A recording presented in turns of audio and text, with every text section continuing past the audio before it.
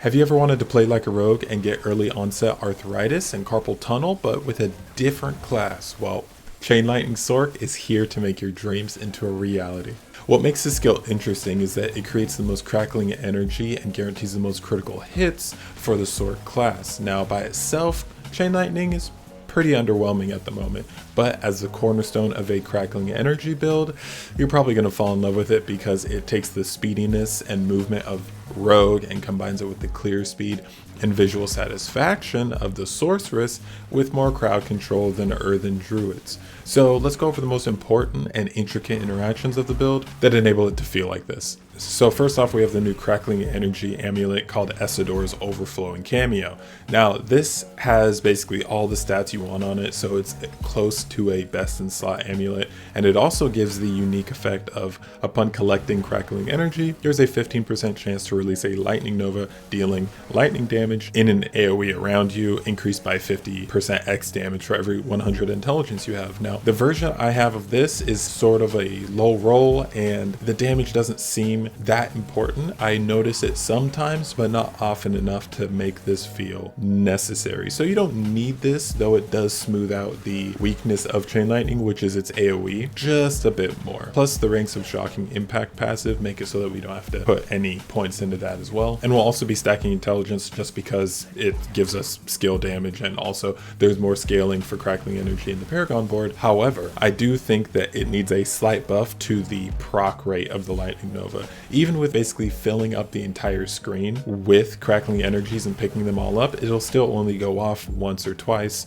maybe 3 times if you're lucky. This feels bad. I'm not sure how they can fix it, but I think it needs to be buffed just a little bit. Next important interaction, I guess, is why we pick Invoked Lightning Spear as opposed to Summoned Lightning Spear for the second perk for Lightning Spear. We don't really care about the Lightning Spear damage specifically. We're using it to help out with clearing trash mobs and everything alongside Crackling Energy, and Invoked Lightning Spear guarantees stuns when it critically strikes. So we couple that with the Shocking Impact perk, and that's going to give us a lot of damage on trash mobs, so much so that coupled with Crackling Energy, we're really just going to have to focus on the elites and on boss units. And another interaction that you can do with the Shocking Impact perk is you can full YOLO with this build with the Raiment of the Infinite if you want. That's what I've been using, and it is a ton of fun, especially with the Accursed Touch Vampiric Power, because the Accursed Souls release and destroy everything in a quick AoE after it all gets pulled in and stunned, and all of this together is just, it's super satisfying and super fun to play around with. Next important interaction is the Exploiters aspect. This, we deal a ton of stun, as you'll see later in the video when we're fighting Uber Duriel, and this makes that just happen more quickly and lets all of our other crowd control synergies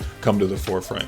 And also it's another multiplicative damage source for bossing, because of course you can never kill bosses too quickly enough if you're not playing a meta skill. Next, we need to talk about the cooldown reduction. You definitely need cooldown reduction on Helmet, Amulet, and your offhand, and we're going to use an offhand instead of a staff because we want to cast as quickly as possible, so that when we're using unstable currents, that's going to feel really nice, especially when we have the aspect of overwhelming currents to make it feel even better. What all these sources of cooldown reduction will do is get unstable currents base cooldown to about 50 or so seconds. You can get it below 50 seconds, but 50 seconds is really good. Now we're going to couple this with the key passive Overflowing Energy, and even if you're just fighting a boss, your actual cooldown of unstable currents is going to be around 15 seconds. The uptime on it's going to be roughly around 60% of the time you're going to have unstable currents active, which is, if you've used this ultimate skill before, you know how satisfying it is. So being able to use it 60% of the time is like, that's as good as it gets, right? It's just as good, yeah. Alongside these different sources of ultimate cooldown reduction, we also have the Anticipation Vampiric Power. This, coupled with the fact that we're going to be using the Firebolt enchantment just like the Charge Bolts build, it's going to give our ultimate skill a lot more damage. Just naturally for doing the most efficient setup for this build in the first place. Chain Lightning enchantment is a must, of course, because no other enchantment really gives us a lot. The Lightning Spear enchantment, it's fine. It doesn't do enough. It's the same reason why Esadora's Overflowing Cameo, I think, isn't quite good enough to be considered necessary is because the chances are so low and you can't really boost them up as much as you want them to, because you want this to be a spammy build. Like, you want lightning everywhere all the time, and they just don't have high enough chances to make that a reality. Same thing with the lightning spear aspect. It also isn't good enough in my opinion. What's funny about this build is that it's going to have an identical paragon board to the charge bolts build that I just made a video about. They just scale like in a very similar way, and the things that are good in one build are just as good in the other build, and there's really no other way that you can build this. You might be able to swap it around a little bit so that you can use Enchantment Master,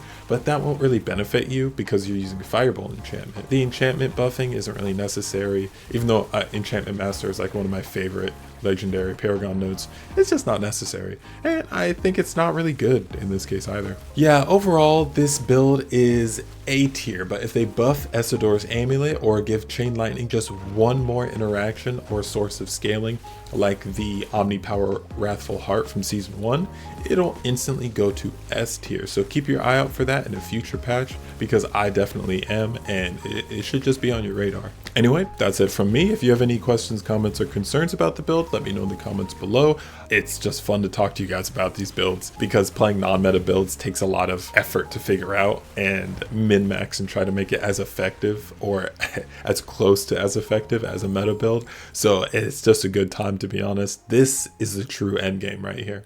But whatever, that's it from me. I'm a nerd. You are too, probably. Peace.